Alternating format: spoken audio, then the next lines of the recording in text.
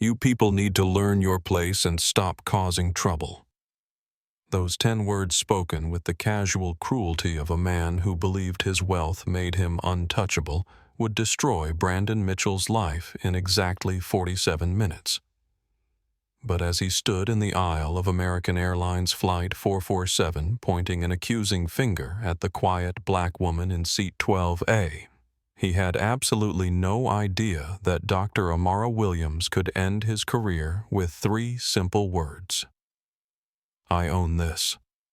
What Brandon didn't know, what none of the 147 passengers on that Boeing 737-800 knew, was that the woman he was about to humiliate in the most public way possible wasn't just another traveler.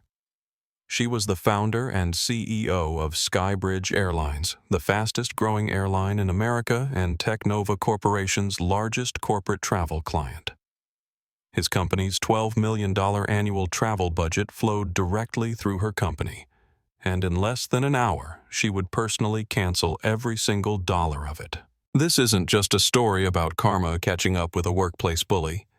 This is about the terrifying moment when decades of unchecked privilege collided headfirst with consequences at 35,000 feet.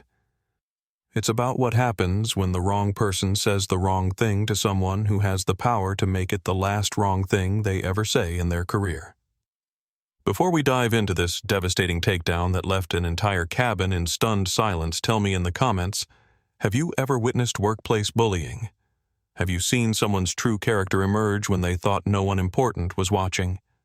If stories about karma and justice hit different for you, smash that subscribe button right now because what you're about to witness will leave you absolutely speechless. But let me rewind and show you exactly how we got here, because the events that led to Brandon Mitchell's complete and total destruction began 3 hours earlier in the bustling corridors of Chicago O'Hare International Airport. Dr. Amara Williams moved through Terminal 3 with the quiet confidence of someone who had built an empire from scratch. At 38, she was the founder and CEO of Skybridge Airlines, but you wouldn't know it from looking at her.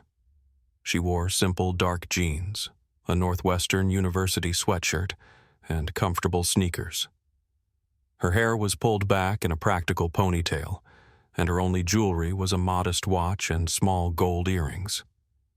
To anyone observing her in the crowded terminal, she looked like what she was pretending to be, just another passenger catching a morning flight. This was intentional. 4 times a year, Amara conducted what she called ghost flights, traveling on competitor airlines under a slightly modified version of her name to experience air travel through her customers' eyes.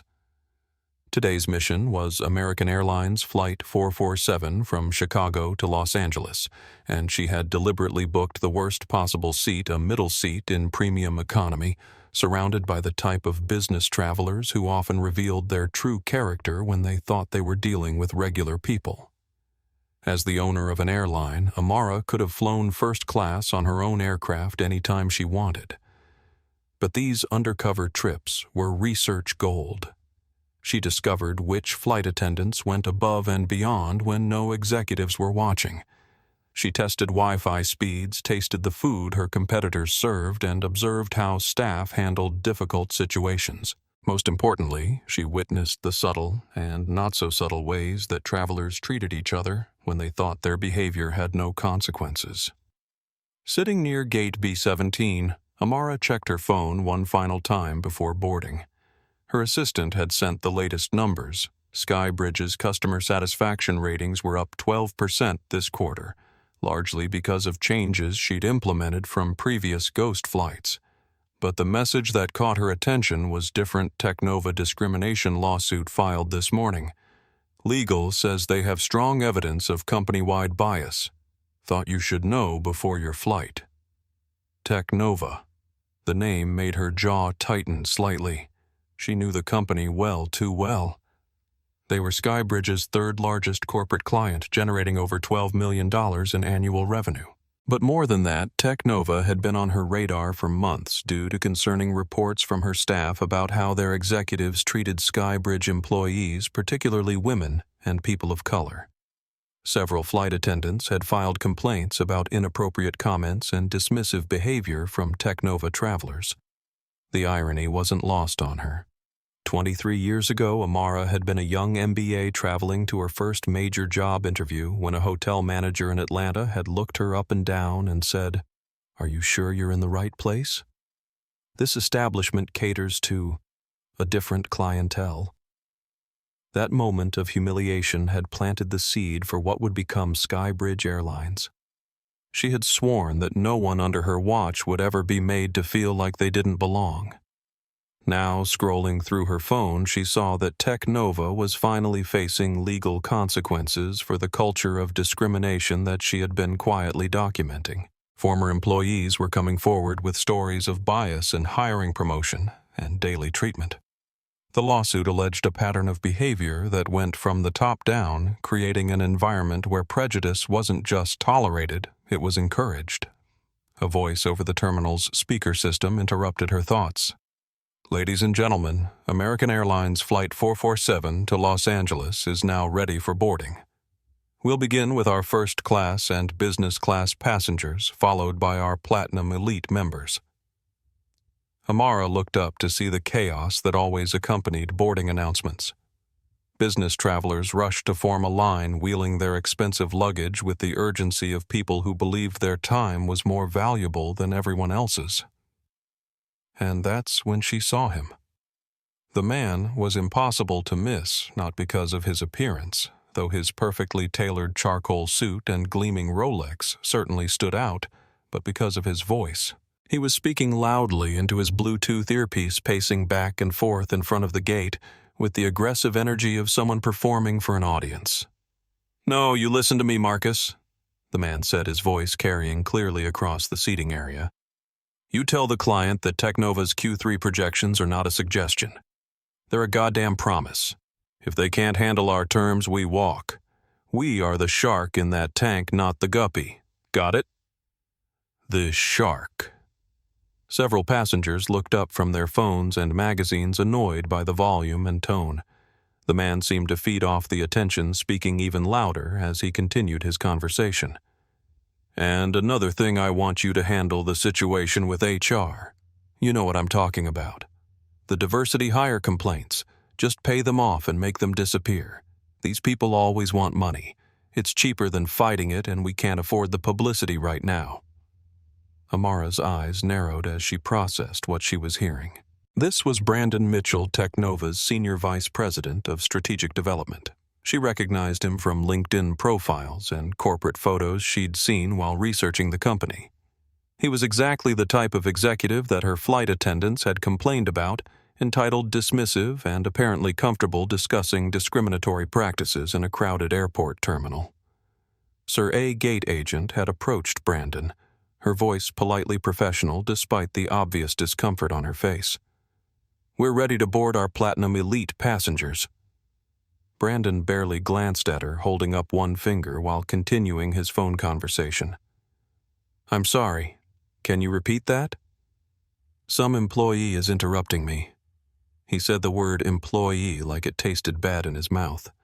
The gate agent's cheeks flushed, but she maintained her composure. "I just wanted to let you know that we're boarding Platinum Elite members now." "Yeah, obviously," Brandon said, ending his call and shoving his phone into his jacket pocket. "That's what Platinum Elite means. Priority." He brushed past her without another word, not bothering to say thank you or even acknowledge her as a human being. Amara watched the interaction with the analytical eye of someone who had spent years studying customer behavior. This was a man who believed that his frequent flyer status, his expensive clothes, and his corporate title gave him the right to treat service workers as invisible. In her experience, people like Brandon Mitchell revealed their true character not in boardrooms or networking events, but in small moments when they thought no one important was watching. As she waited for her boarding group to be called, Amara pulled out her phone and sent a quick text to her head of legal, "I'm about to interact with Technova executives. Document everything. This could get interesting." The response came back immediately. "Always do. Safe travels, boss." 20 minutes later, as Group 5 was finally called for boarding, Amara joined the line with the mixture of anticipation and dread that always accompanied these ghost flights. She never knew what she would discover about her industry, her competitors, or the darker sides of human nature when people thought they could act without consequences. What she didn't know was that Brandon Mitchell was about to provide her with the most devastating example yet of why her documentation efforts were so necessary. In less than 3 hours, his true character would be exposed to millions of people around the world, and the consequences would be swift, brutal, and absolutely deserved. But first, she had to get on the plane. Brandon Mitchell strode down the jet bridge like he owned the aircraft. At 45, he was the picture of corporate success silver at his temples, a physique maintained by expensive personal trainers, and the kind of confidence that came from never being told no by anyone whose opinion he valued. His Hermes briefcase swung at his side, and his Italian leather shoes clicked against the metal walkway with a rhythm that seemed to announce his importance to anyone within earshot. Behind him, other passengers shuffled forward with the resigned patience of people accustomed to being treated as secondary considerations. But Brandon had never been a secondary consideration to anyone. As Senior Vice President of Strategic Development at Teknova Corporation, he commanded a salary that started with 3 and ended with 7 figures. He flew over 200,000 miles annually, always in premium cabins, always with priority service, always with the kind of deference that money and status could buy. His backstory was the American dream twisted into something darker. Born in suburban Detroit to middle-class parents, Brandon had clawed his way up the corporate ladder through a combination of genuine talent and calculated ruthlessness. He had learned early that in the business world, perception was reality, and the perception he had cultivated was that of a man who got results no matter the cost. At Teknova, a company that manufactured high-end computer components for Fortune 500 companies, Brandon had built his reputation on closing deals that others considered impossible. His methods weren't always pretty, but they were effective. He had a talent for finding leverage personal weaknesses, financial pressures, professional insecurities, and exploiting them until his targets had no choice but to accept his terms. The problem was that Brandon had begun applying these same tactics to his interactions with employees, service workers, and anyone else he considered beneath his station. He had developed a worldview where people fell into 2 categories: those who could advance his interests and those who were obstacles to be moved out of his way. It was a perspective that had been gradually poisoning his relationships, his reputation, and his soul, but it had also made him very wealthy, and in his mind, that justified everything. Today, he was flying to Los Angeles for what he called the Teknova finale, a $50 million deal with a consortium of tech companies that would cement his position as the company's top revenue generator. The contract would make him essentially untouchable within the company hierarchy, or so he believed.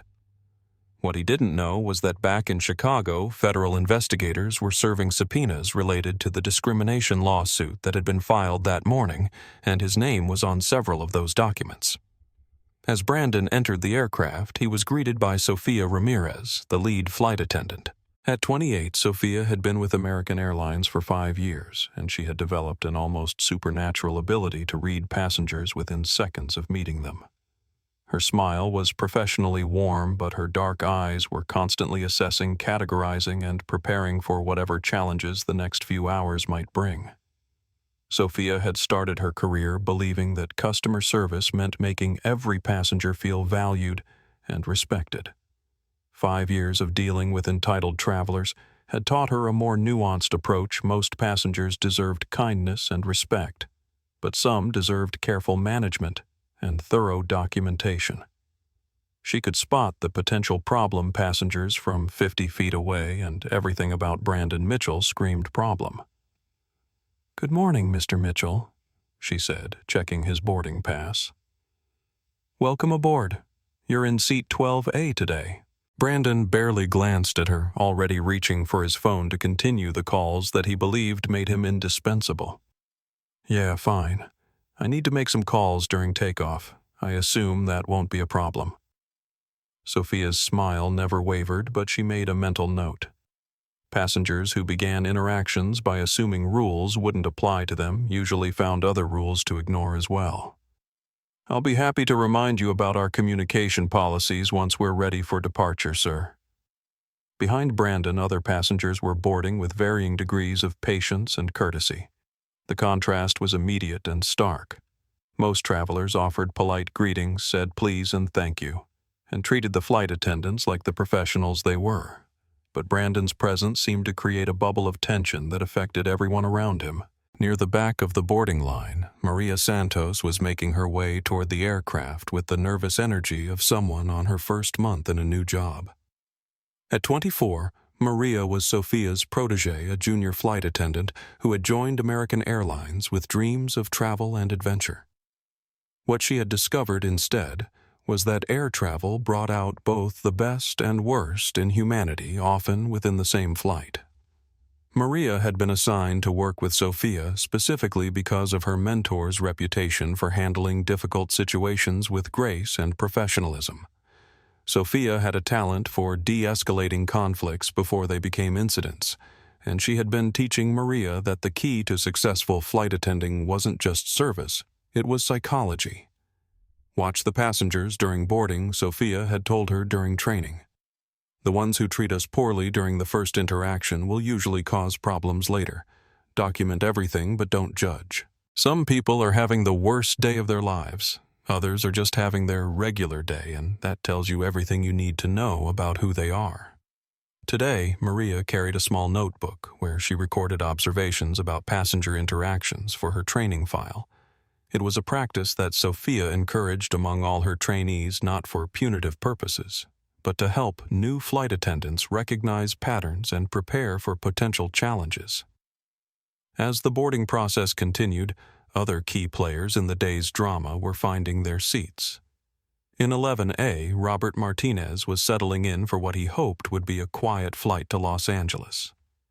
At 52, Robert was a successful construction contractor who had built his business through hard work, fair dealing, and treating every person he encountered with basic human dignity. He was flying to LA to bid on a major commercial project.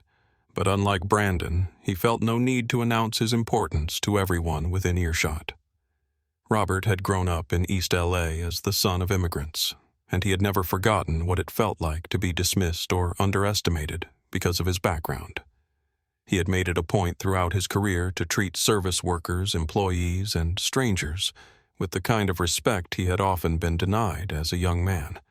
But he was also non-confrontational by nature, preferring to lead by example rather than directly challenge other people's bad behavior. In seat 11C, Lisa Thompson was boarding with the manic energy of someone who had built a career around documenting her life for social media consumption. At 34, Lisa had parlayed her love of travel and photography into a successful Instagram account with 2.3 million followers. She was constantly looking for content, always ready to capture the perfect moment or the interesting story that would engage her audience. Lisa's approach to social media was generally positive. She focused on beautiful destinations, inspiring stories, and uplifting content that made people want to travel and explore the world. But she also had a journalist's instincts for recognizing when something important was happening, and she wasn't afraid to document injustice when she witnessed it. Her followers trusted her to be authentic, and part of that authenticity meant calling out bad behavior when she saw it. As she stowed her camera equipment in the overhead bin, Lisa was already mentally preparing for the flight ahead.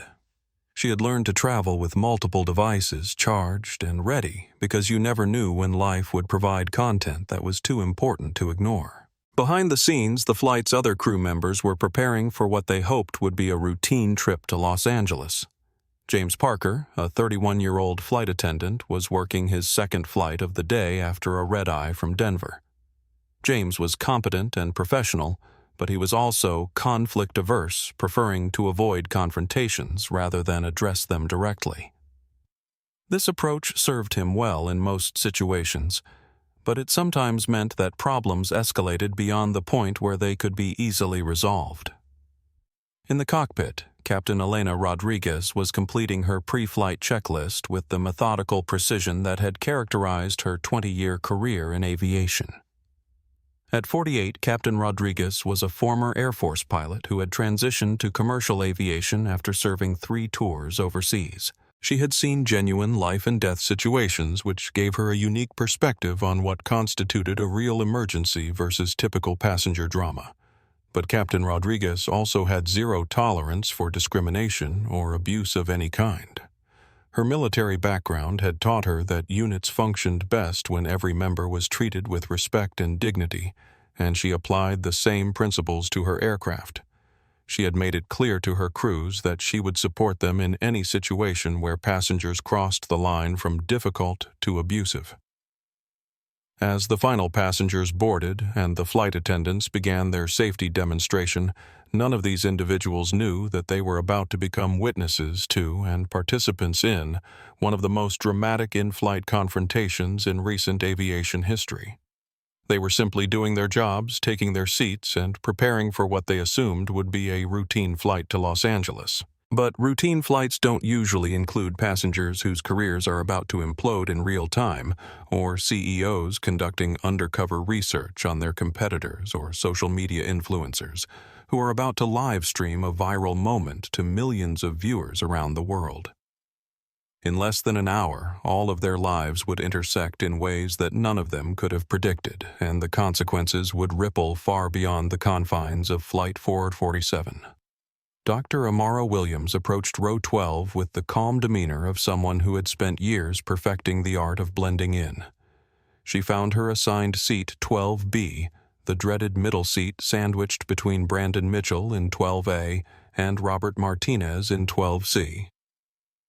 The irony of the situation wasn't lost on her. As the CEO of a major airline, she could have been in first class on her own aircraft. But here she was about to experience premium economy from the perspective of an ordinary passenger. Brandon was already settled in the aisle seat, his laptop open and his phone pressed to his ear as he conducted what sounded like another high-stakes business call. He had claimed the shared armrest with the casual entitlement of someone who believed the world existed for his convenience, and his briefcase occupied part of the floor space that should have been available to all 3 passengers in the row. "No, Marcus, you're not listening," Brandon said loudly, his voice carrying clearly to surrounding rows. "I don't care what their feelings are. Feelings don't close deals. Pressure closes deals. You apply pressure until they have no choice but to say yes. That's business 101. Several passengers glanced in his direction with obvious annoyance, but Brandon seemed either oblivious or indifferent to their reactions. He was performing for an audience of one himself. Amara stowed her small carry-on bag in the overhead bin and took her seat immediately, recognizing that this flight was going to provide valuable data about passenger behavior and crew responses to challenging situations. As she buckled her seatbelt, she made a mental note about the cramped conditions in premium economy compared to Skybridge's more generous seat configuration. "Excuse me," Brandon said, ending his call and turning toward Amara for the first time. His eyes did a quick assessment. Plain clothes, no visible luxury. Brands, no obvious markers of wealth or status. In his mental filing cabinet, she immediately went into the category of unimportant person. "You're in the middle seat." "Yes, I am," Amara replied evenly, pulling out a book and settling in for the flight. Brandon frowned as if she had personally created an inconvenience for him. "Right, look. I need the aisle. I'm working the entire flight and I need to be able to get up and move around. Let's swap seats." It wasn't a request.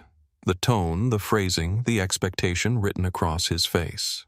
Everything about his approach indicated that he viewed this as a simple transaction where his needs took precedence over anyone else's preferences.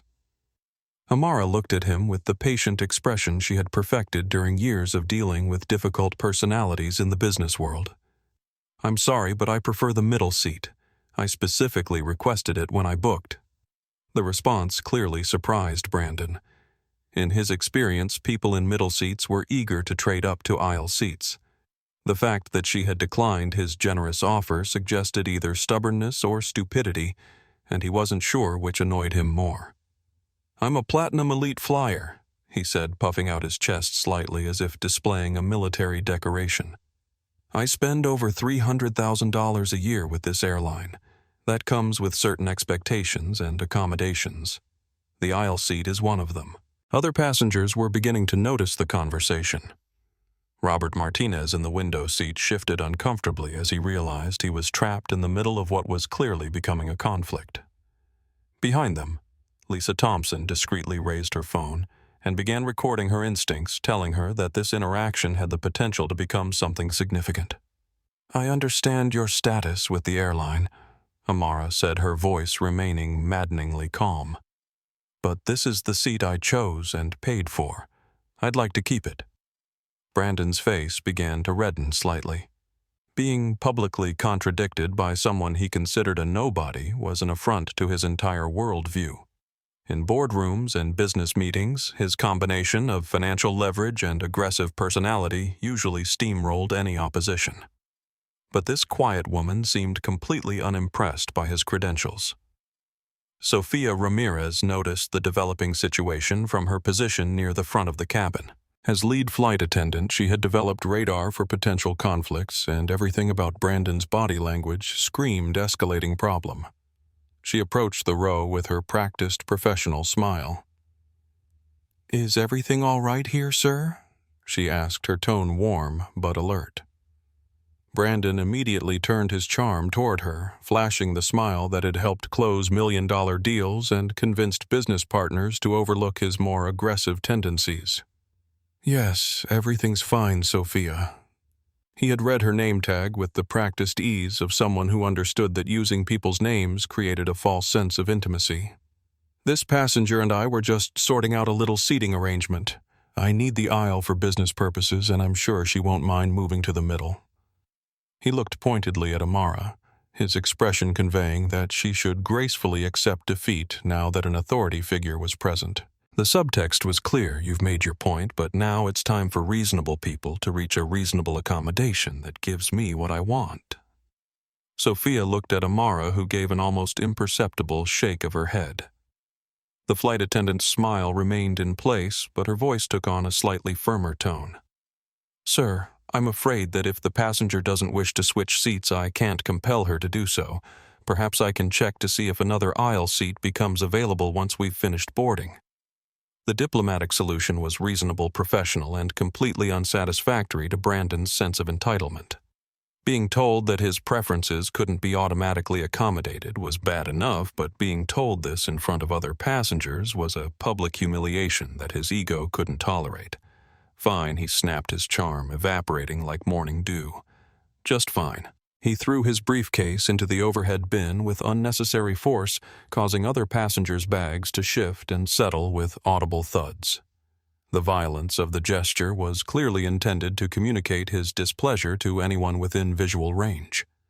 Sophia made a mental note about the incident and moved on to attend to other passengers, but she kept Brandon's row within her peripheral vision.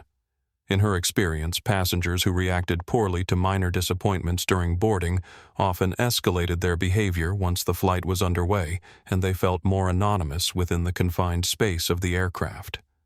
As Brandon squeezed past Robert Martinez to reach the middle seat, he made sure his movements were as disruptive as possible. His shoulder bumped Robert's arm, his briefcase knocked against the seat back, and he settled into 12B with a theatrical sigh that was clearly audible to surrounding passengers. "Unbelievable," he muttered, just loud enough to ensure that both Amara and Robert could hear his commentary. "Some people have no consideration for others." Maria Santos, working her way down the aisle as part of the final boarding process, witnessed the tail end of the interaction. She had been watching Brandon since he first boarded, noting his dismissive treatment of the gate agents and flight crew, and she could see that Sophia's instincts about potential problems were proving accurate. As a trainee, Maria was supposed to observe and learn from experienced crew members, but she was also documenting passenger interactions as part of her development program. She made a discreet note about the seating conflict and Brandon's reaction, adding it to her growing file of observations about passenger behavior patterns. The flight was now fully boarded, and Captain Rodriguez's voice came over the intercom with the standard departure announcements. But in row 12, the tension was just beginning to build. Brandon had claimed both armrests with the territorial aggression of someone marking his domain, and his laptop was positioned in such a way that it encroached significantly on Amara's limited space. Every few minutes he would shift position, sigh loudly, or make small comments under his breath about inconsiderate passengers and people who don't understand business travel. His phone buzzed constantly with calls and messages, each notification accompanied by increasingly agitated responses. "This is ridiculous," he said during one particularly long phone conversation, his voice loud enough to disturb passengers several rows away. "I'm surrounded by people who have no idea how real business works." Amateur hour from top to bottom. Amara continued reading her book, a biography of aviation pioneers, while mentally cataloging each microaggression and boundary violation.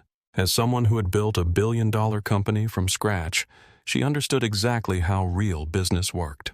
But she was fascinated by Brandon's need to establish dominance over strangers, who posed no threat to his professional success. Robert Martinez found himself caught between his natural inclination to avoid conflict and his growing disgust at Brandon's behavior. As a contractor, he had worked with all types of personalities, but he had rarely encountered someone so openly contemptuous of basic courtesy. His military father had taught him that real strength was displayed through self-control and consideration for others, not through bullying people who couldn't fight back. Lisa Thompson, still recording discreetly from the row behind, had already uploaded several short clips to her Instagram stories with captions like, "Business class behavior in premium economy," and "When your frequent flyer status goes to your head." Her followers were beginning to respond with comments and questions, sensing that something interesting was developing. As the aircraft pushed back from the gate and began its taxi toward the runway, none of the passengers in row 12 realized that they were sitting at the epicenter of what would become a viral phenomenon. Brandon was still convinced that he was dealing with ordinary people who would eventually recognize his superiority. Amara was quietly gathering intelligence about competitor service and passenger dynamics. Robert was hoping the flight would improve once they were airborne. But the worst was yet to come. In less than an hour, Brandon's true character would emerge in ways that would shock even the passengers who had already witnessed his entitled behavior. And when that happened, the quiet woman in the middle seat would reveal exactly why his attitude was about to cost him everything he had spent his career building. The stage was set, the players were in position, and the countdown to Brandon Mitchell's destruction had officially begun. The first hour of Flight 447 was a masterclass in passive-aggressive behavior delivered by Brandon Mitchell, with the precision of someone who had spent decades perfecting the art of making other people miserable without technically breaking any rules. He had appropriated both armrests with the territorial confidence of a colonial flag, planting his elbows positioned just aggressively enough to crowd Amara's space without giving her grounds for a direct complaint. His laptop, a top-of-the-line machine emblazoned with the Technova corporate logo, was angled in such a way that its sharp corner continuously brushed against Amara's arm whenever she shifted position. When she politely asked if he could adjust the screen slightly, he responded with an exaggerated sigh and moved it precisely 1 inch enough to demonstrate compliance without actually solving the problem. "Some people," he muttered under his breath loud enough for both Amara and Robert to hear, "just don't understand the realities of business travel." Amara, for her part, simply tucked her arm closer to her body and continued reading. Her calm response seemed to fuel Brandon's irritation like oxygen feeding a fire. He was accustomed to getting reactions from people, anger, frustration, submission, but this woman's serene indifference to his provocations was maddening. It was like trying to pick a fight with water. The meal service began with Sophia and Maria working their way down the cabin with practiced efficiency. As they approached row 12, Sophia was already mentally prepared for potential complications. Her interactions with Brandon during boarding had established him as a passenger who viewed service workers as props in his personal drama rather than human beings deserving of basic courtesy. "Good afternoon, folks," Sophia said with her professional smile. "Our meal choices today are pan-seared salmon with asparagus and lemon risotto or wild mushroom and truffle pasta with seasonal vegetables." "I'll have the salmon," Brandon said immediately, then gestured toward Amara without looking at her. "And I'm sure she'll be happy with the pasta." The presumption was breathtaking in its casual arrogance. He had not only ordered for himself, but had decided what was appropriate for the woman sitting next to him, as if her preferences were subject to his approval and her choices were his to make. Amara met Sophia's eyes, and a flicker of understanding passed between them. In that moment, Sophia recognized that she was witnessing something more than ordinary passenger rudeness. This was a deliberate power play, an attempt to establish dominance through the simple act of removing another person's agency to make their own decisions. "I'll have the salmon as well, please," Amara said, using Sophia's name with the natural courtesy that Brandon had never once displayed. "Thank you." Sophia's smile became more genuine. "Of course. 2 salmon dinners for row 12.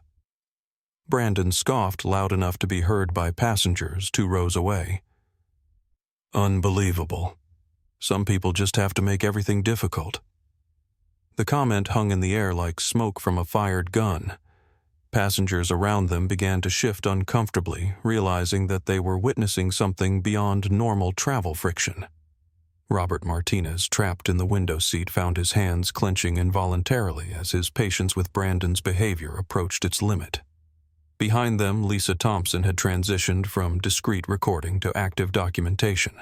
Her Instagram stories were now attracting real-time comments from followers who were invested in seeing how the situation would unfold. "This guy is unreal," she typed as a caption. "Stay tuned because this is getting ugly." The meal service continued, with Brandon treating every interaction as an opportunity to demonstrate his superiority. He critiqued the temperature of his food, complained about the wine selection, and made pointed comments about the declining standards of airline service, all while Sophia and Maria maintained their professional composure with remarkable grace. "You know," Brandon said loudly during his 3rd glass of wine, "I remember when airlines actually cared about their premium passengers. Now they let just anyone into these cabins, and the service suffers accordingly." Maria, who was collecting empty plates, paused briefly at his words. As a young Latina woman working in customer service, she had heard variations of this sentiment throughout her career, but never quite so blatantly expressed. Sophia, noticing her protégé's reaction, stepped in smoothly. "I hope you'll let us know if there's anything specific we can do to improve your experience today, Mr. Mitchell," she said, her voice perfectly professional despite the tightness around her eyes. "Oh, I think you know exactly what I mean," Brandon replied, his words slightly slurred from the wine. "Some people just don't belong in premium cabins. It brings down the whole experience for the rest of us." The statement was clearly intended for Amara, delivered with the casual cruelty of someone who believed his frequent flyer status granted him the right to police who deserved quality service. But Brandon had miscalculated the effect his words would have on the other passengers who were listening. Robert Martinez, who had been holding his tongue for over an hour, finally spoke up. "Excuse me, sir, but I think you're out of line." Brandon turned toward the window seat with genuine surprise. In his worldview, other passengers were supposed to be invisible audience members to his performance, not active participants who might challenge his behavior. "I'm sorry, did I ask for your opinion?" Brandon said, his voice dripping with condescension. "I was having a conversation with the flight attendant about service standards." "No," Robert said, his voice steady but firm. "You were being rude to a fellow passenger who has done nothing but mind her own business. That's not about service standards. That's about basic human decency." The confrontation attracted the attention of passengers throughout the premium economy cabin.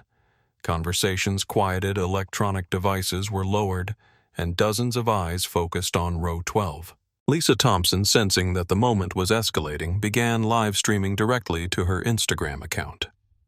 "Ladies and gentlemen," she whispered to her phone camera, "we are witnessing something incredible on American Airlines Flight 447. This businessman has been harassing a fellow passenger for over an hour, and people are finally starting to speak up."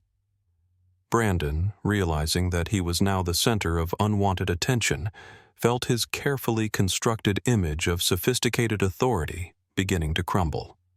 The alcohol, the stress of his upcoming business deal, and his fundamental inability to handle contradiction had combined into a perfect storm of poor judgment. "Look," he said, his voice rising to address not just Robert, but anyone else who might be listening. "I don't know what kind of social justice warrior nonsense you people think this is, but I pay for premium service and I expect premium passengers. Some people just don't understand the difference." The words "you people" landed like a slap across the cabin. The phrase carried generations of coded language and deliberate exclusion, and everyone present recognized its implications. Brandon had crossed the line from rudeness into territory that was far more dangerous and revealing. Amara, who had remained silent throughout the escalating confrontation, finally closed her book and looked directly at Brandon. Her voice when she spoke was quiet but carried easily through the now silent cabin. "Mr. Mitchell, what exactly do you mean by some people? I'd like you to be more specific." The challenge was delivered with surgical precision.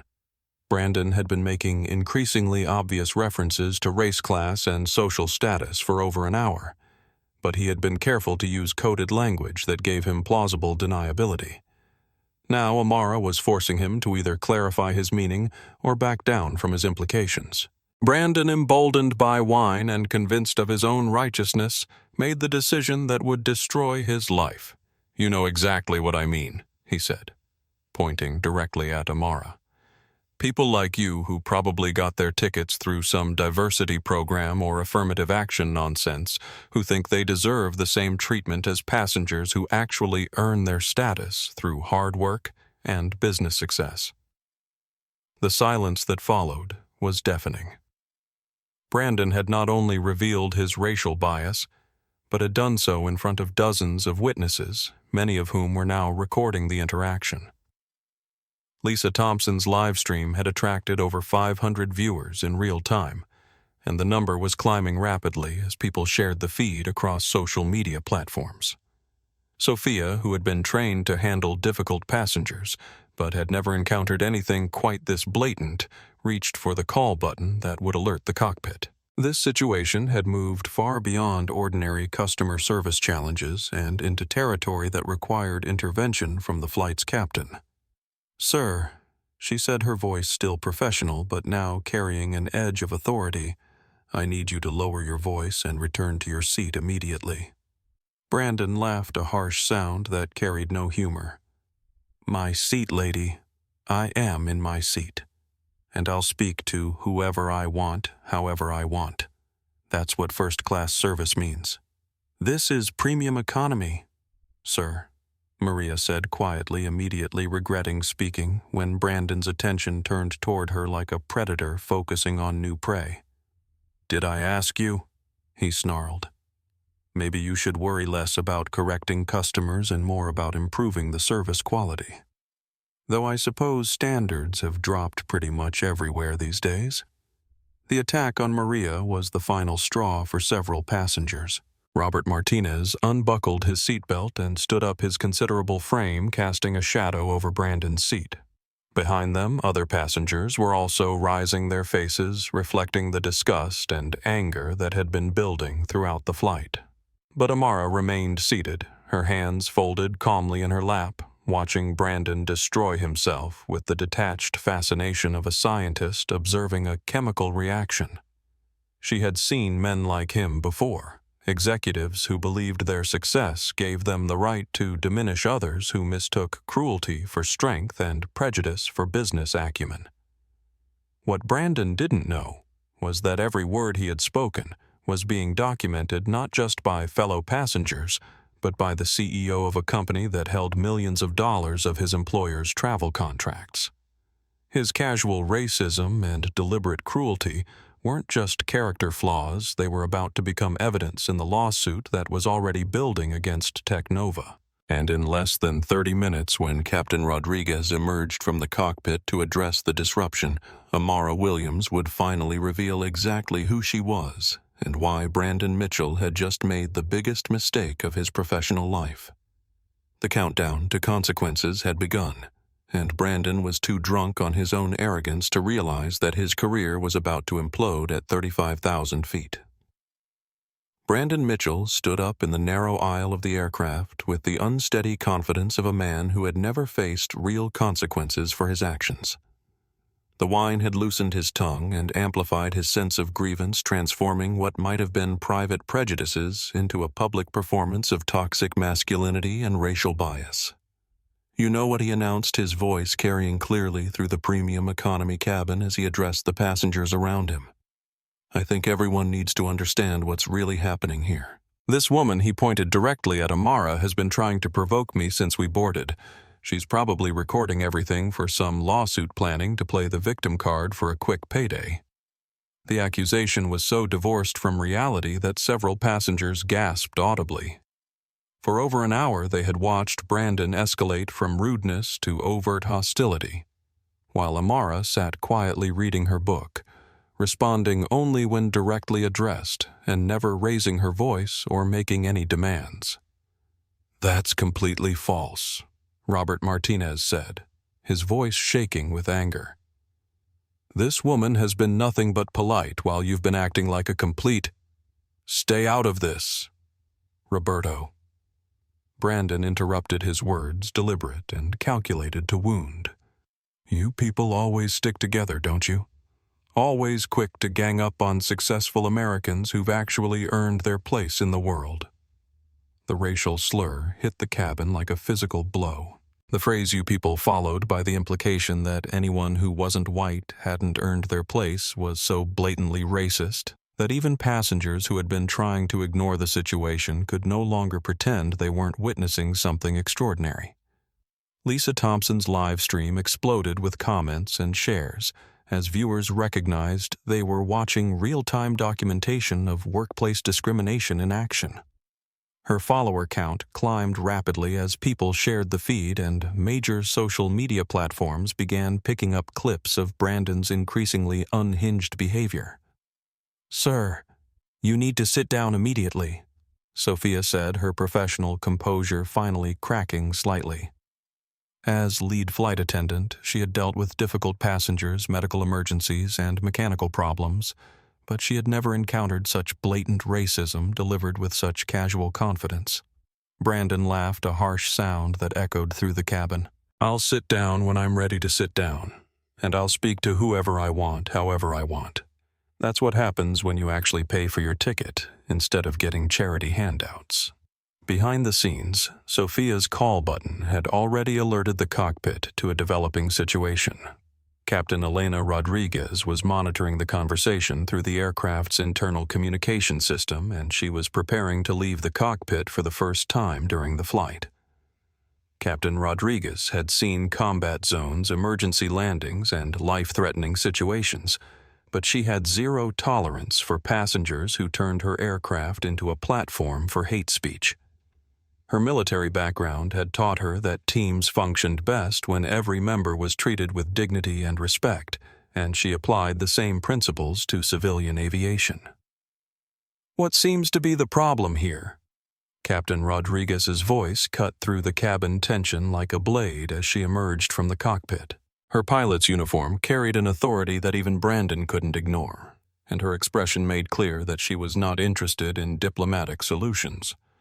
Brandon, still convinced that authority figures would naturally side with a successful businessman over ordinary passengers, immediately began his performance. "Captain, thank God you're here.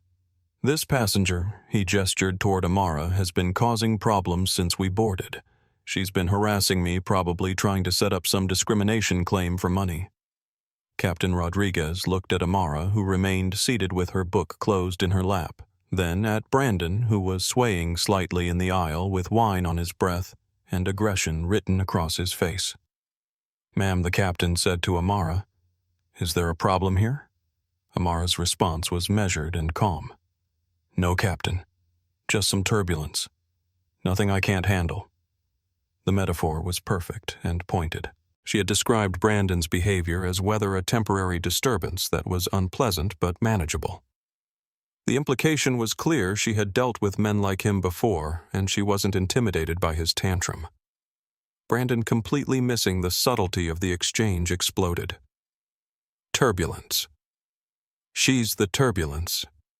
These people are always the problem, always looking for someone to blame for their failures, always." "Mr. Mitchell."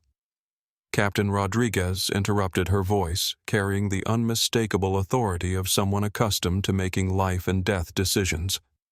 "Return to your seat immediately, or this aircraft will be making an unscheduled landing." But Brandon was too far gone to recognize the warning. The alcohol, the stress of his business deal, and his fundamental inability to accept contradiction had combined into a perfect storm of poor judgment and racial animus. "You know what he said?" His voice rising to address the entire cabin. "I am sick and tired of this political correctness nonsense. I spend $300,000 a year with this airline. I know the CEO personally. One phone call from me can have all of you fired, starting with whatever diversity hire program put her in this cabin." He pointed at Amara again, his finger shaking with rage. "People like her don't belong in premium economy. Hell, people like her don't belong on airplanes at all. They should be grateful for bus service." The statement was so viciously racist that several passengers began reaching for their phones to call airline customer service immediately. Lisa Thompson's live stream had now attracted over 3,000 real-time viewers, and clips of Brandon's rant were being shared across every major social media platform. But it was the next statement that would destroy Brandon's life completely. "I'll say whatever I want to, whoever I want," he declared, his voice carrying the drunken confidence of someone who believed his money made him untouchable. "And there's not a damn thing any of you people can do about it." Amara Williams stood up slowly, her movement so controlled and deliberate that the entire cabin fell silent. For over an hour she had remained seated while Brandon revealed the depth of his prejudice and cruelty. Now finally she was ready to respond. "Actually, Mr. Mitchell," she said, her voice carrying easily through the silent aircraft, "there is something I can do about it." Brandon, emboldened by what he interpreted as a challenge from someone he considered powerless, took a step closer. "Oh, really? And what exactly do you think you can do to me? Call your lawyer? File a complaint? Do you have any idea who I am? Do you know what kind of influence I have in this industry?" Amara reached into her purse and pulled out her business card holder, extracting a single card and holding it where Brandon could see it clearly. "Dr. Amara Williams," she said quietly, "founder and chief executive officer, Skybridge Airlines." The words hit Brandon like a physical blow. His face went white as the blood drained from his cheeks, and he actually staggered backward as the implications began to register in his alcohol-fogged brain. "Your company's largest corporate travel client." Amara continued, her voice remaining calm, even as she delivered what amounted to a professional death sentence. $12 million in annual revenue, all of which flows through Skybridge's corporate booking platform. The cabin erupted in gasps, exclamations, and the sound of dozens of passengers sharing the revelation in real time across social media. Lisa Thompson's live stream exploded as viewers realized they were witnessing not just a racist meltdown, but the moment when that racism collided with consequences in the most dramatic way possible. Brandon's mouth opened and closed soundlessly as his world collapsed around him. The woman he had spent an hour humiliating and degrading was not just another passenger. She was the CEO of a major airline and, more importantly, the person who controlled millions of dollars of his company's travel budget. That's impossible," he whispered, his voice barely audible over the sounds of passenger commentary and social media alerts. "You can't be. You're just—" Just what Mr. Mitchell Amara asked her question, cutting through his stammering like a scalpel. "Just what did you think I was?" The question hung in the air, forcing Brandon to confront the racist assumptions that had driven his behavior for the entire flight. In trying to answer, he would have to articulate exactly why he had assumed she didn't belong in premium economy, why he had felt entitled to order her food for her, why he had dismissed her preferences and insulted her character. And in that moment of forced reflection, with hundreds of thousands of people watching through social media live streams, Brandon Mitchell finally understood that his career, his reputation, and his future had just been destroyed by his own words, broadcast live to the world by the very technology that he had thought made him untouchable. The reckoning had arrived, and there would be no escape from the consequences of his choices. The business card seemed to glow in Amara's hand as she held it at eye level, allowing Brandon and the surrounding passengers to read every detail clearly. Dr. Amara Williams, founder and CEO, Skybridge Airlines, was embossed in elegant silver lettering, along with contact information that any aviation industry professional would immediately recognize as legitimate. Brandon stared at the card as if it might transform into something else if he looked hard enough. His brain, clouded by alcohol and adrenaline, struggled to process information that completely contradicted everything he had assumed about the quiet woman he had been tormenting for over an hour. Skybridge. He repeated slowly, his voice barely above a whisper.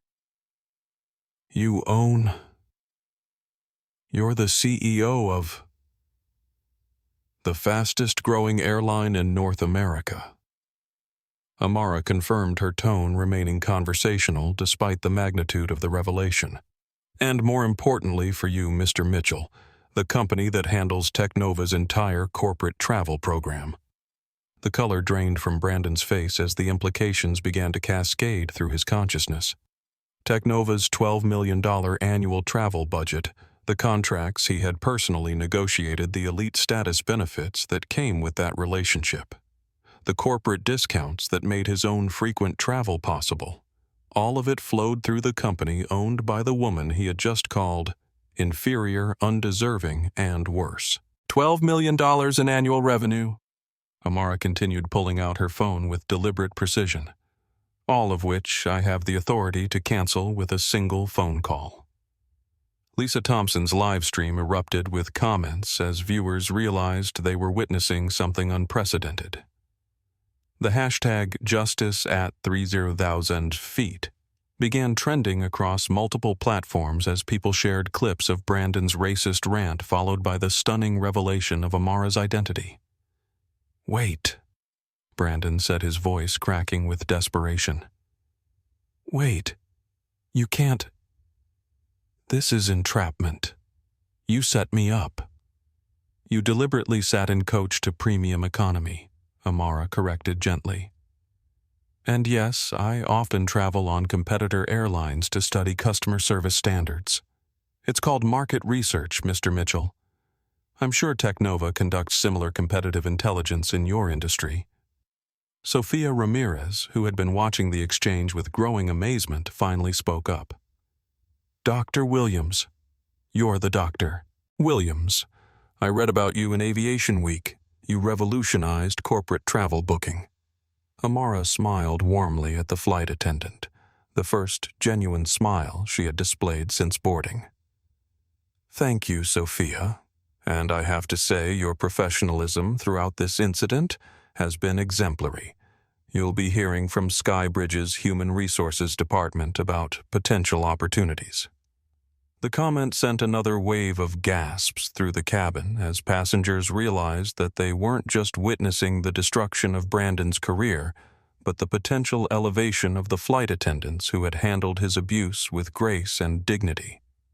Brandon, meanwhile, was experiencing the kind of panic that comes with watching one's life implode in real time. His hands shook as he reached for his phone, desperately trying to call his assistant, his boss, anyone who might help him navigate the disaster he had created. "Marcus," he said into the phone, his voice high and strained. "Marcus, I need you to... There's been a situation.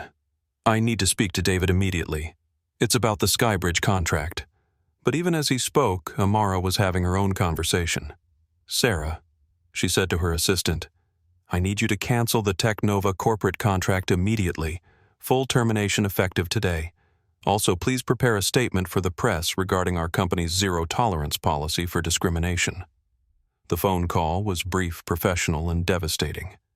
Within minutes, Technova would lose not just their travel booking platform, but their preferred rates corporate discounts and priority customer service. The financial impact would be immediate and substantial. "You can't do this," Brandon said, ending his own call as he realized that his assistant couldn't reach anyone at Technova headquarters. "This is business suicide. We're one of your biggest clients." "You were one of our biggest clients," Amara corrected. Past tense. As of right now, Technova is welcome to book individual tickets at standard retail prices like any other customer. Captain Rodriguez, who had been listening to the exchange with professional interest, stepped forward. "Dr. Williams, I apologize for this incident. This is not the standard of passenger behavior that American Airlines tolerates. I understand, Captain. And I want you to know that this incident reflects on Mr. Mitchell alone, not on your crew or your airline." Sophia and her team handled an impossible situation with remarkable professionalism. The praise for American Airlines crew delivered by the CEO of a competing airline demonstrated a level of class and industry respect that made Brandon's behavior look even more petty and unprofessional by comparison. Other passengers were now openly filming and sharing the interaction across social media. Robert Martinez had pulled out his phone to document the conversation, while Lisa Thompson's live stream had attracted over 5,000 real-time viewers. Comments poured in from around the world as people shared the story of the racist businessman who had unknowingly destroyed his career by attacking his own company's most important travel partner. "This has to be the most epic corporate karma I've ever seen," one commenter wrote. "This dude literally ended his own career on live TV." Brandon made one final desperate attempt to salvage the situation. "Dr. Williams, I was under stress. I've been drinking. I didn't mean those things I said. Surely we can work something out, businessman to businessman." Amara looked at him with something that might have been pity if it hadn't been so cold. "Mr. Mitchell, you've shown me exactly who you are when you think there are no consequences for your actions. A man who orders food for women without asking their preferences. A man who uses racial slurs when he's frustrated. A man who believes his money gives him the right to diminish other human beings." She paused, letting her words sink in before delivering the final blow. "That's not stress, Mr. Mitchell. That's character. And your character has just cost Technova $12 million in annual revenue along with whatever additional business they lose when this video goes viral." As if summoned by her words, Brandon's phone began buzzing with calls, texts, and notifications. Social media alerts, news outlets requesting comment, and most ominously a call from Technova's CEO that he was too terrified to answer. "The discrimination lawsuit filed against your company this morning just became the least of Technova's problems," Amara continued. "By tomorrow, every major corporation in America will know exactly what kind of executives Technova employs and what kind of behavior your company culture tolerates." The prediction was already coming true. Lisa Thompson's live stream had been picked up by major news outlets, and clips of Brandon's racist rants were being shared millions of times across social media platforms. Brandon Mitchell was trending nationwide, but not in the way he had ever imagined his name might become famous. Captain Rodriguez made an announcement over the intercom. "Ladies and gentlemen, we'll be making our descent into Los Angeles ahead of schedule. Please return to your seats and prepare for landing." But for Brandon Mitchell, landing in Los Angeles wouldn't mark the end of his journey. It would mark the beginning of a very different life than the one he had boarded with that morning. His career, His reputation and his future had been destroyed by his own words, witnessed by millions, and there would be no recovery from the consequences he had brought upon himself. As the aircraft began its descent, Amara returned to her seat and reopened her book, while Brandon sat in stunned silence, finally understanding that the woman he had tried to humiliate had just humiliated him in return. But unlike his cruelty, her response had been measured professional and entirely justified. The reckoning was complete, and the consequences were only beginning. The descent into Los Angeles International Airport felt like a countdown to Judgment Day for Brandon Mitchell. Every minute that passed brought new notifications to his phone, missed calls from his boss, urgent text messages from colleagues, and social media alerts that showed his racist rant spreading across the internet at viral speed. Captain Rodriguez's voice crackled over the intercom with an announcement that sent chills down Brandon's spine. "Ladies and gentlemen, due to a passenger incident that occurred during our flight, will be met at the gate by airport security and federal agents. All passengers will be required to provide contact information before deplaning. We apologize for any inconvenience." The words "federal agents" hit Brandon like a physical blow. What had started as a personal humiliation was rapidly escalating into something that could involve federal hate crime investigations, corporate liability, and criminal charges. Lisa Thompson's live stream had exploded beyond anything she had ever experienced. Her follower count had jumped by over 50,000 in the past hour, and major news outlets were reaching out for interviews and exclusive content rights. The hashtag #JusticeAt30,000 was trending in multiple countries, and celebrities were already weighing in with support for Dr. Williams and condemnation of Brandon's behavior. "This is unprecedented," Lisa whispered to her phone camera as the plane descended. "I've been documenting travel content for 5 years, and I've never seen anything like this." This man literally destroyed his own life in real time, and millions of people watched it happen. Meanwhile, Dr. Amara Williams was conducting a series of calm professional phone calls that were methodically dismantling Technova's business relationships. Her conversations were brief, factual, and devastating in their implications. "David," she said to her chief operating officer, "I need you to contact our legal team about the Technova situation. We have clear documentation of discriminatory behavior from one of their senior executives, and I want to make sure we're protected if they try to challenge the contract termination." Already on it came the response through her phone speaker. "Our lawyers are reviewing the contract language now. Given the moral turpitude clauses we included, they have no grounds for legal action. Also, the press is calling. How do you want to handle media requests? Schedule a press conference for tomorrow morning. I want to address this publicly and make it clear that Skybridge has zero tolerance for discrimination in any form." Each phone call was another nail in Technova's corporate coffin. Word was already spreading through the business aviation community about Brandon's behavior, and other airlines were reconsidering their relationships with Technova.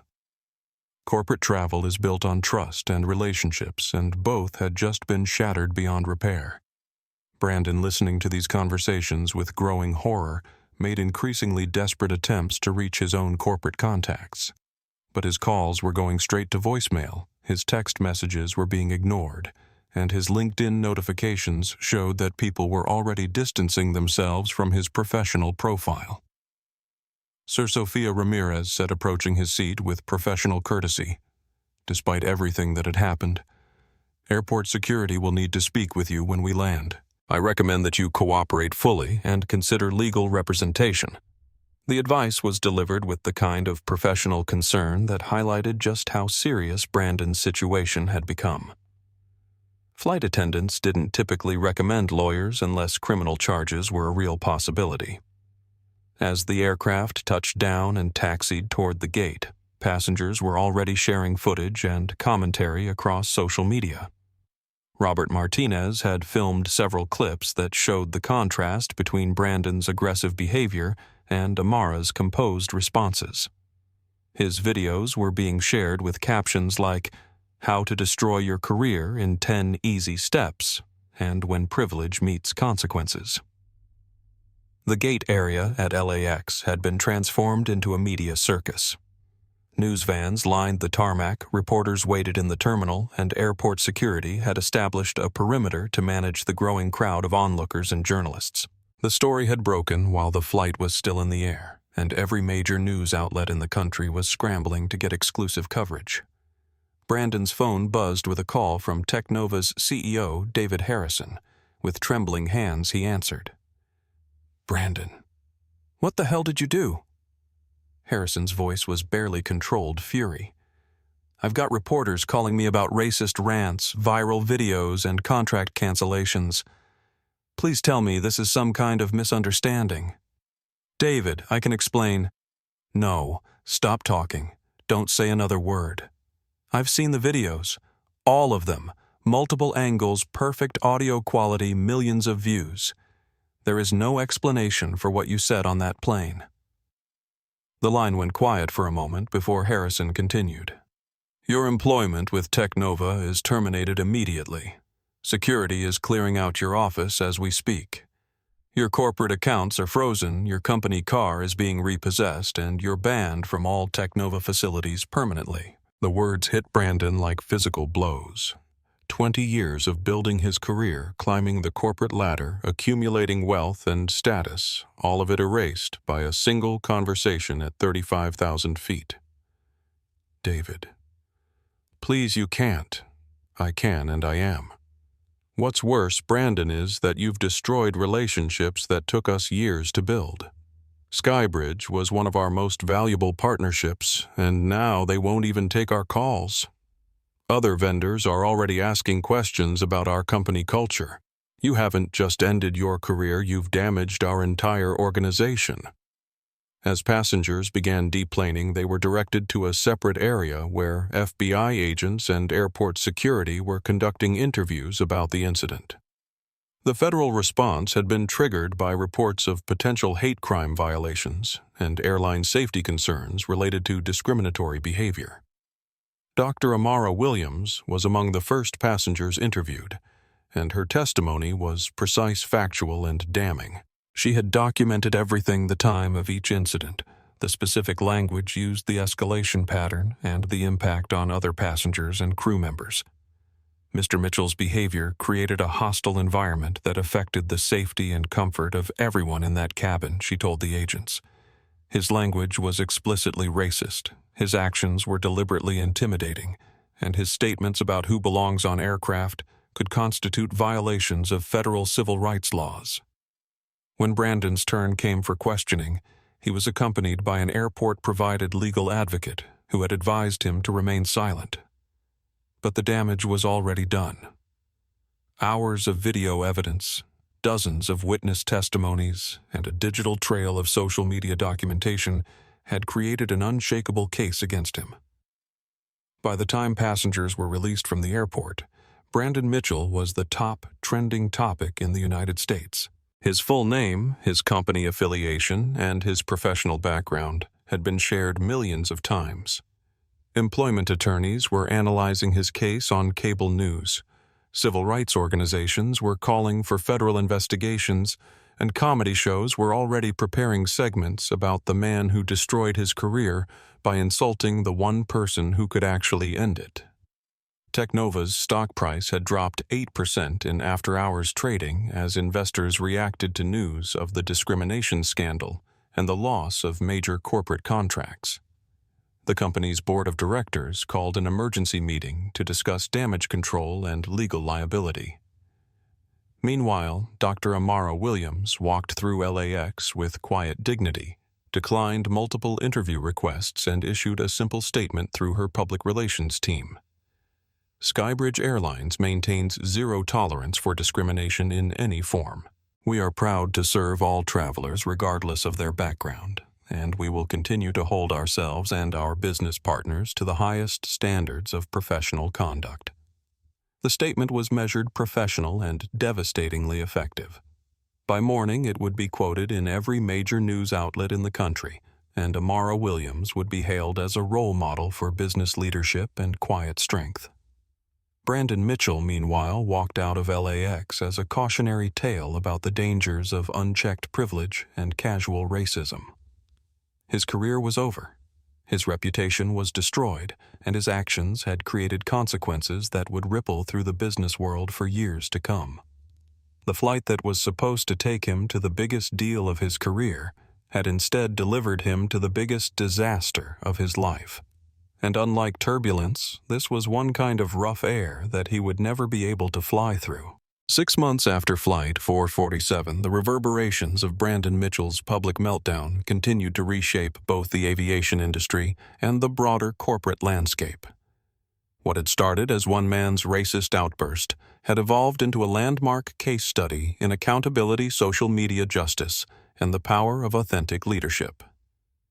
Dr. Amara Williams stood before the Congressional Committee on Transportation and Infrastructure delivering testimony that would influence federal policy on airline passenger rights and discrimination prevention.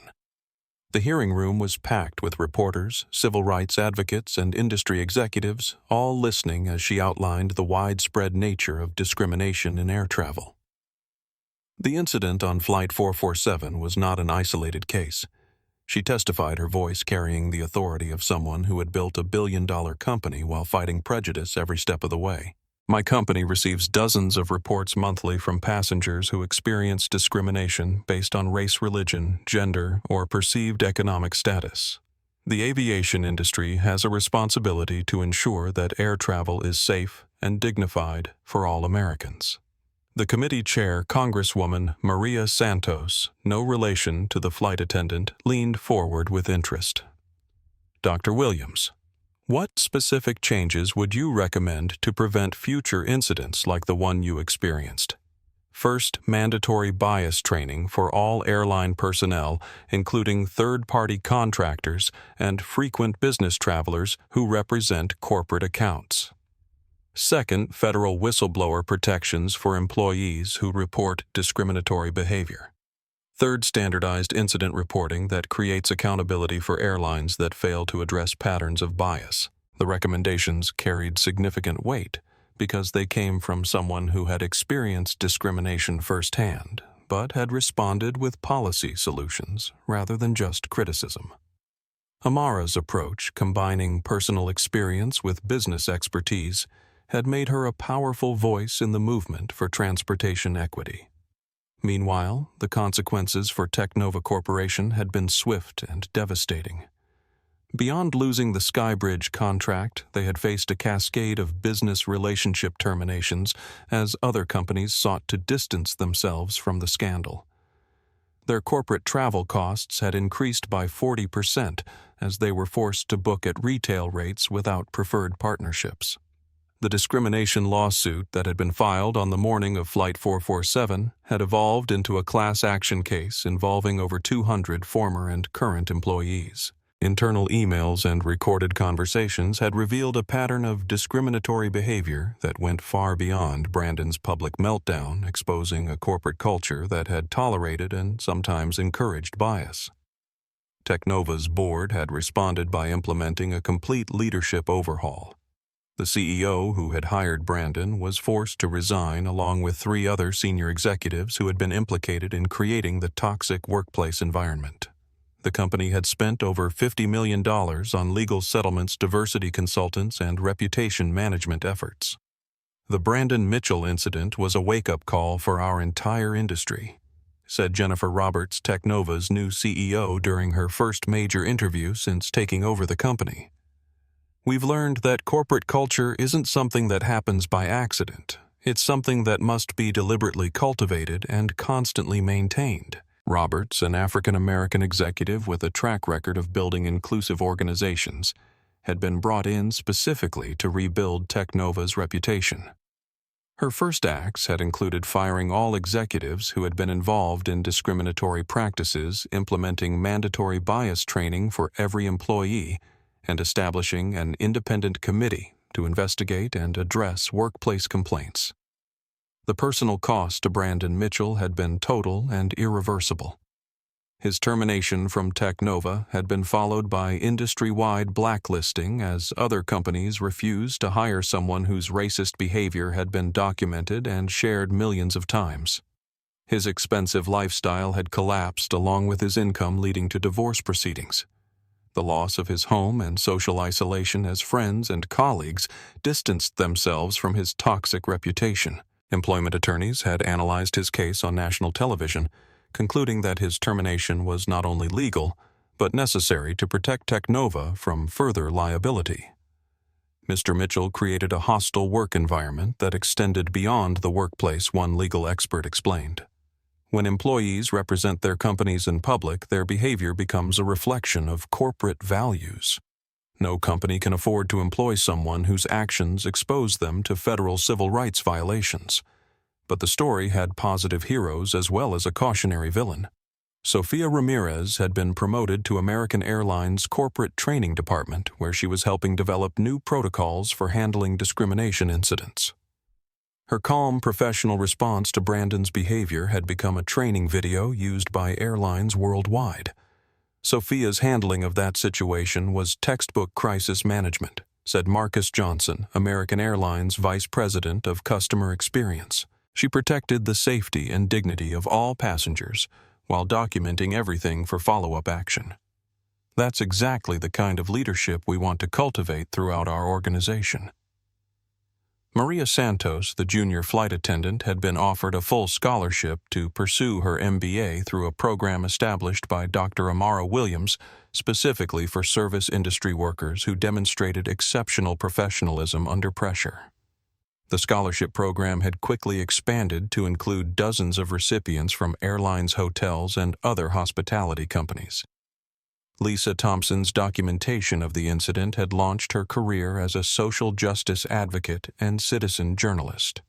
Her Instagram following had grown to over 3 million, and she had parlayed her viral moment into a platform for highlighting discrimination in travel hospitality and other service industries. Major networks regularly consulted her for commentary on workplace bias and the power of social media accountability. The Brandon Mitchell incident showed that ordinary people have extraordinary power to document injustice and demand accountability, she said during a TED Talk that had been viewed over 10 million times. But it also showed that real change comes from institutions and leaders who are willing to act on that documentation. Robert Martinez had become an unexpected advocate for bystander intervention training. His decision to speak up during Brandon's rant had been featured in corporate training programs as an example of how witness testimony could support victims of discrimination. "I regret that I didn't speak up sooner," he said during a diversity conference presentation. "But I learned that silence in the face of injustice is complicity, and all of us have a responsibility to create environments where discrimination isn't tolerated." Perhaps most significantly, Dr. Amara Williams had used the incident as a catalyst for industry-wide change. Skybridge Airlines had partnered with the National Association for the Advancement of Colored People and the Anti-Defamation League to create the Travel Equity Initiative, a program that monitored discrimination in transportation and provided legal support for victims of bias. The initiative had already documented over 500 cases of discrimination across the aviation industry, leading to policy changes, employee terminations, and federal investigations. Airlines that participated in the program received preferred vendor status with Skybridge's corporate booking platform, creating financial incentives for companies to address bias proactively. Accountability isn't just about punishing bad actors, Amara explained during the program's launch. It's about creating environments where good actors are rewarded and discrimination becomes economically unsustainable. The long-term impact of Flight 447 had extended far beyond aviation. Business schools were teaching the incident as a case study in crisis management, corporate accountability, and the importance of authentic leadership. The hashtag #JusticeAt30,000 feet had become a rallying cry for workplace equity advocates across multiple industries. Federal legislation inspired by the incident was working its way through Congress, proposing enhanced penalties for discrimination in transportation and stronger protections for employees who reported bias. The bill, formerly known as the Transportation Equity Act, but commonly called the Flight 447 Bill, had bipartisan support and was expected to become law within the year. For Dr. Amara Williams, the incident had reinforced her belief that business success and social responsibility were not competing interests, but complementary imperatives. Skybridge Airlines had grown by 30% in the 6 months following the incident as corporations sought to partner with companies that demonstrated clear commitments to equity and inclusion. The Flight 447 incident taught me that leadership isn't just about building profitable businesses, she reflected during her congressional testimony. It's about using whatever platform you have to make the world more fair, more just, and more dignified for everyone. As she concluded her remarks and stepped down from the witness table, Amara carried with her the knowledge that one terrible encounter had been transformed into lasting change. Brandon Mitchell's moment of revealed character had created consequences that would protect future travelers from similar treatment, and sometimes that was how progress worked. One awful example that became a catalyst for something better. 2 years after Flight 447, Dr. Amara Williams received a letter that she almost didn't open. The return address showed a small community college in Ohio, and the handwritten envelope seemed unremarkable among the corporate correspondence and speaking invitations that typically filled her mail. But the letter inside was from Brandon Mitchell. "Dr. Williams," it began, "I know I have no right to contact you, and I understand if you choose not to read this, but I wanted you to know that losing everything was the best thing that ever happened to me, even though it took me 2 years to understand why." The letter went on to describe Brandon's journey from corporate executive to community college instructor, where he now taught business ethics courses for students pursuing their first degrees later in life. Many of his students were immigrants, veterans, and working parents, people whose backgrounds he would have dismissed during his Technova days. "I teach my students about the Flight 447 incident as an example of how unchecked privilege and prejudice can destroy not just careers, but souls," he wrote. "I don't tell them I was the man in the video until the end of the semester after they've learned to recognize the warning signs of discrimination and the importance of speaking up when they witness injustice." He described his work with a nonprofit organization that provided job training for formerly incarcerated individuals, many of whom had been victims of the same prejudicial thinking that had shaped his worldview for decades. His salary was a fraction of what he had earned at Technova, but his letter suggested a man who had found purpose beyond profit. "I'm not asking for forgiveness," the letter concluded. "I'm not asking for anything. I just wanted you to know that your dignity in the face of my cruelty showed me what real strength looks like. You could have destroyed me with anger, but instead you destroyed my ignorance with grace. Thank you for that lesson." Dr. Williams read the letter twice, then placed it in her desk drawer next to other correspondence that had shaped her understanding of accountability, redemption, and the complex ways that people could change when faced with genuine consequences. Skybridge Airlines had become the second largest carrier in North America, known not just for its operational excellence, but for its unwavering commitment to creating inclusive environments for passengers and employees. The Travel Equity Initiative had expanded internationally, and airports around the world displayed plaques recognizing Dr. Williams's contributions to civil rights in transportation. The Flight 447 incident had been featured in documentaries, academic studies, and corporate training programs used by thousands of companies worldwide. But for Amara, the most meaningful outcome was simpler. Airlines had become safer and more welcoming places for travelers who might once have been targets of discrimination. As she returned to her work reviewing plans for Skybridge's expansion into sustainable aviation fuels, Dr. Amara Williams reflected on the strange journey that had brought a moment of ugliness at 35,000 feet into something approaching redemption. Real power, she had learned, wasn't about crushing enemies or extracting revenge. It was about using strength to lift others up and create institutions that protected the vulnerable from those who would diminish them. Outside her office window, Skybridge aircraft departed for destinations around the world carrying passengers who traveled with the confidence that their dignity would be respected regardless of their background, appearance, or status. That was Brandon Mitchell's true legacy. Not the destruction of one man's career, but the protection of countless travelers who would never know how much safer their journeys had become because someone had finally said enough to discrimination in the skies. If you've ever witnessed injustice and wondered whether speaking up makes a difference, remember Flight 447. Remember that dignity is not determined by your seat assignment, your clothes, or your bank account. Remember that real change happens when good people refuse to remain silent in the face of cruelty. And remember that the most powerful response to hate is not more hate, but the quiet strength that comes from knowing your worth cannot be diminished by someone else's ignorance. This story proves that karma is real, that justice can happen, and that sometimes the person you choose to disrespect might be the very person who has the power to change your life forever. If this story moved you, if it reminded you that everyone deserves to be treated with dignity and respect, then I need you to do 3 things right now. First, smash that like button to show your support for stories about real justice and accountability. When we like and share content that celebrates equality and human dignity, we're telling the algorithm that these stories matter and need to be seen by more people. Second, subscribe to this channel and ring that notification bell.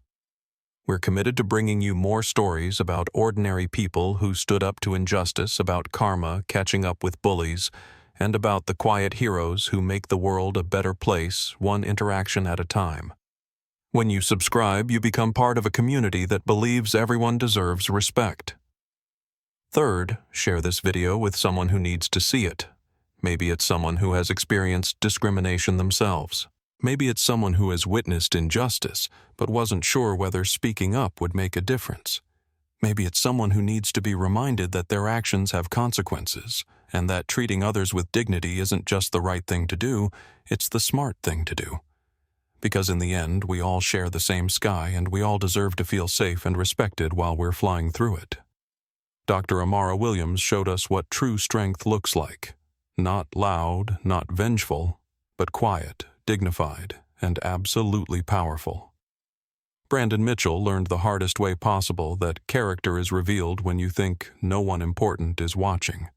But in today's world, everyone is always watching. Everyone is always recording, and everyone has the power to hold you accountable for your choices. Your voice matters.